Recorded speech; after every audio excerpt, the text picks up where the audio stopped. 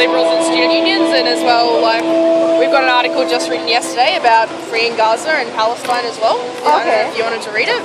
Okay. Might be good, yeah, particularly get the LNP of our student unions. It goes over the history of the Liberal Party in Australia. Basically trying to destroy the left by taking over student unions and ruling them basically in their own interest for the rich. So, yeah, I mean, I would recommend really reading that. Okay. And the Palestine article as well. You guys have the online links for that, right? On the Yeah, okay, I'll definitely go with that. Okay. Until we elect who they want, sign what they want, and die in silence the way they want. They smile and regret death as a casual accident, and regret how Palestinian children die in a collective torture chamber. Gaza. Israeli security is absolute, written with blood and bulldozers and the art of women spokespersons. Because death is softer coming from a woman. Death is more polite coming from a woman. And who will tell Hadil's mother, busy baking bread and za'atar, that doves will not fly over Gaza again? Doves will not fly over Gaza again. God died at her feet. Hadil is gone, and her brother Ahmad lost his sight. Hadil. Every prayer I remember and half remember won't bring you back. Every prayer I remember and half remember won't bring you back. As you wrap yourself in stories of Palestine, gather the other children to cry a while, waiting restless for the next soldier to knock down your door. But the Gaza sky still rains US-made shells to cast us out of a history we carry on our backs. Hadid.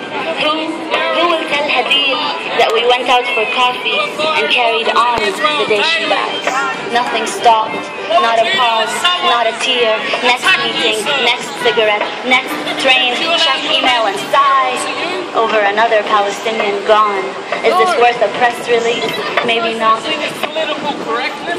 If I could just ask the supporters of Palestine that are here to gather around the front here so that we can start our protest. If we can gather up as close as you can up around the speakers, that would be great.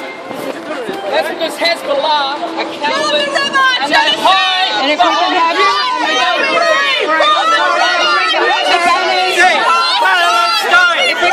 some banners, excuse me. We don't want this man to be disrupting our rally because that's why he has come here. Okay? If we can have the banners facing out to the road so that people passing by can see why we're here also, that would be great. We're going to start the protest. We've got some marshals here. Like I said, it's quite important that everybody realises that there's 100 of us here.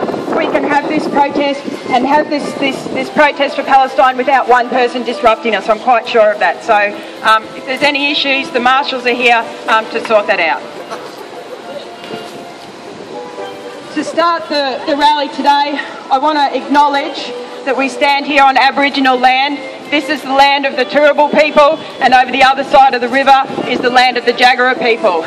The sovereignty over this land was never ever ceded, and it's important that we recognise that today as we stand here for Palestine and realise the strong connections that there are between the struggle for sovereignty in this country and the struggle of the Palestinian people. People know why we're here today with the renewed and intensified attack that is taking place right now on Gaza and the land invasion which is being prepared by the Israeli military. 75,000 reservists have been called up and are gathering at the border. Already 30 Palestinian people have been killed and over 300 have been injured. And before we go any further today, I'd like us to stop for a moment's silence to remember both those who have been killed in the last week and all those who've been killed over the last 63 years by the Zionist occupation of Palestine. So please pause for a moment's silence.